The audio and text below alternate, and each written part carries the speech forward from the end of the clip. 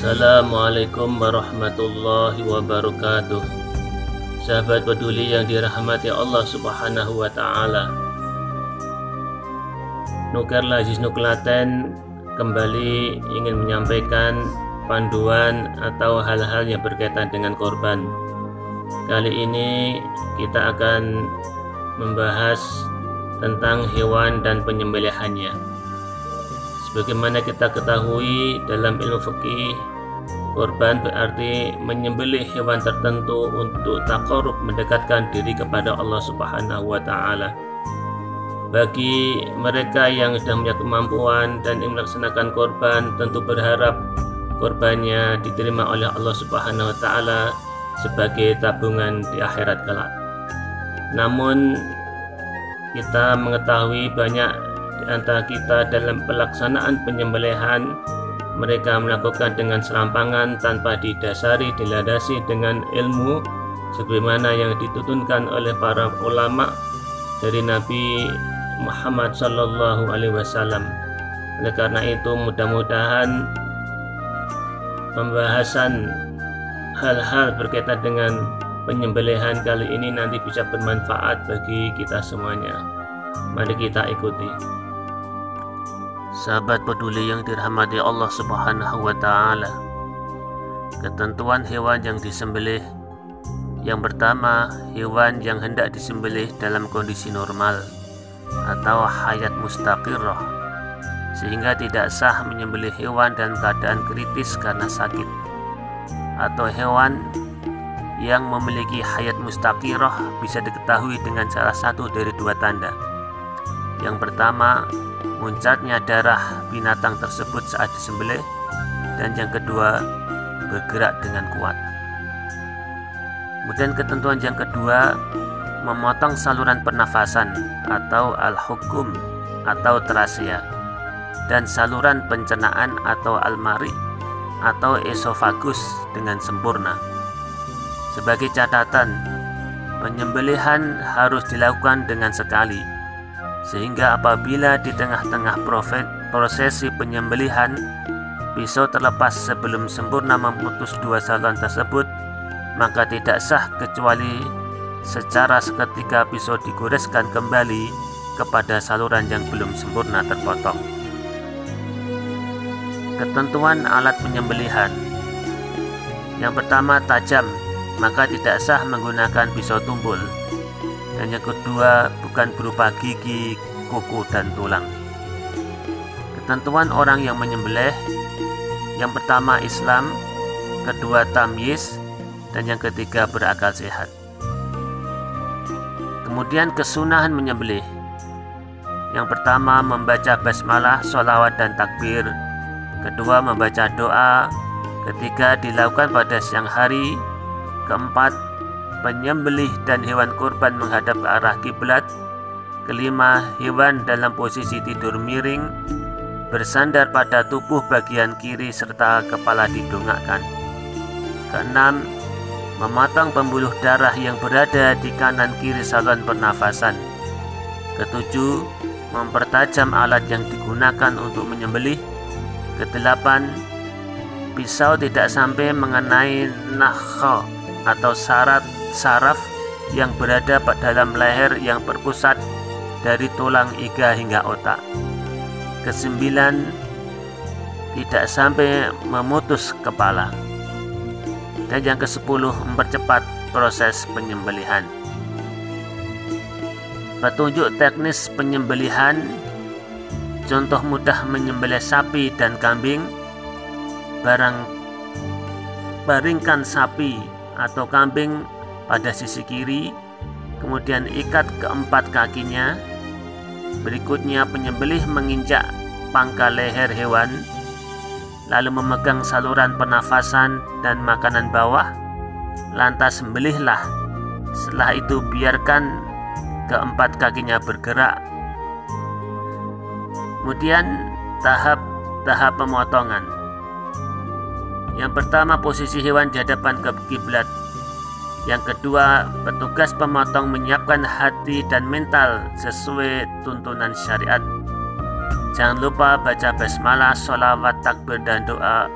Allahumma hadza minka wa ilaika fataqabbal minni. Keempat, tangan kiri memegang daerah parotis atau dagu bawah sambil menarik kulitnya ke arah kranial atau tengkorak. Penarikan kulit ini bertujuan untuk menekan kulit leher dan bagian di bawahnya, termasuk dua urat lehernya, sehingga dengan posisi leher yang tertekan ini pisau pemotong tidak bergerak mengikuti gerakan kulit, tetapi mengikuti gerakan penyembelih. Kemudian yang kelima, pada saat menggerakkan pisau untuk memotong, seluruh konsentrasi dan tenaga dipusatkan ke daerah leher. Keenam, saat yang baik untuk memotong adalah pada saat hewan sedang ekspirasi atau tidak sedang menghirup, tetapi sebaliknya, yaitu hewan yang akan dipotong sedang tumak ninah, berhenti sebentar antara menghembuskan nafas dan menarik nafas. Keadaan ini bisa dilihat dari keadaan gerakan nafasnya di perut pada saat hewan sudah direbahkan.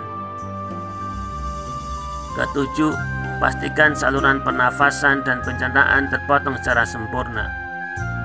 Kedelapan, pisau jangan diangkat sebelum semuanya terpotong sempurna. Kesembilan, tunggu beberapa detik setelah kita memastikan pemotongan sudah sempurna, pisau baru boleh diangkat. Kesepuluh, biarkan darah mengalir sampai tiris atau habis, ditandai dengan kondisi badan hewan yang rileks, lemas atau lunglai. Kesebelas, proses pengulitan atau perendaman air panas atau pencabutan bulu atau pemisahan kepala dapat dilakukan setelah hewan mati sempurna. Kemudian trik menyembelih kambing agar daging tidak bau atau istilah Jawa perengus. Yang pertama, gunakan pisau khusus menyembelih atau khusus untuk daging. Pisau tersebut tidak boleh digunakan untuk keperluan lain selain memotong daging. Kedua, sebelum penyembelihan, pisau atau golok dicuci dan dibersihkan dari karat yang menempel. Ketiga, tangan kanan memegang pisau mengarah turun dengan gagang di atas. Keempat, penyembelih mengambil posisi di belakang kambing. Keenam, tangan kiri memegang rahang bawah atau leher dekat pipi kambing. Keenam, kaki kiri penyembelih di depan dan kaki kanan di belakang. Ketujuh, lutut kiri penyembelih diletakkan di atas leher kambing. Kedelapan, ketika tangan kiri memegang rahang bagian bawah, penyembelih harus menyelaraskan napasnya dengan napas kambing. Maksudnya ketika kambing menarik nafas, penyembelih juga ikut menarik nafas, begitu pula ketika menghembuskan napas. Yang kesembilan, pada saat kambing mengeluarkan nafas, disitulah pisau mulai memotong leher kambing. Jangan mulai memotong pada saat kambing menarik nafas. Kesepuluh, pada saat memotong, penyembelih harus tahan napas. Artinya, ketika masih menempel di leher, penyembelih tidak bernafas. Kunci utama supaya daging kambing tidak bau adalah pada saat kambing menghembuskan nafas. Disitulah pisau mulai memotong jalan nafas yang ada di lehernya. Kemudian, teknik khusus menyembelih sapi. Peralatan yang digunakan dan diperlukan untuk menyembelih seekor sapi adalah sebagai berikut. Tali dadung 4-8 buah, masing-masing 3-4 meter. Patok bambu atau kayu hidup yang kuat. Teknik membawa sapi. Yang pertama, secara umum sapi bukanlah hewan yang jinak. Hewan ini mudah stres dan menjadi liar saat berada di keramaian. Dengan teknik yang benar dan hati yang mantap akan lebih memudahkan hewan ini jinak dan menurut atau manut. Sapi akan merasa nyaman kalau sudah mengenal siapa yang akan membawanya. Kedua, kenalan dengan sapi. Biarkan sapinya membau bagian tubuh kita. Jangan kaget atau terkejut. Ketiga, pegang tali sapi dari jarak yang paling jauh, baru mendekat ke depan. Keempat, untuk sapi yang agak sulit, tangan kanan memegang tali yang paling dekat dengan tali hidung atau keluh, sedangkan tangan kiri memegang ujung tali. Bila terlalu panjang bisa digulung.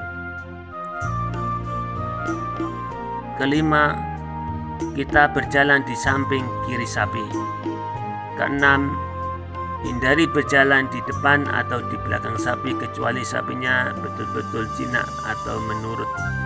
Ketujuh, perasaan dan hati harus mantap, jangan ragu-ragu. Dan yang kedelapan, ikatkan sapi di tempat yang sudah ditentukan. Sahabat peduli yang dirahmati Allah Subhanahu wa Ta'ala, demikian tadi sedikit pembahasan berkaitan dengan hewan korban dan penyembelihannya. Mudah-mudahan bisa menjadi bekal atau pengetahuan bagi kita yang melaksanakan penyembelihan korban, sehingga penyembelihan bisa berjalan dengan baik, lancar, dan sesuai dengan tuntunan Rasulullah SAW. Terima kasih atas perhatiannya.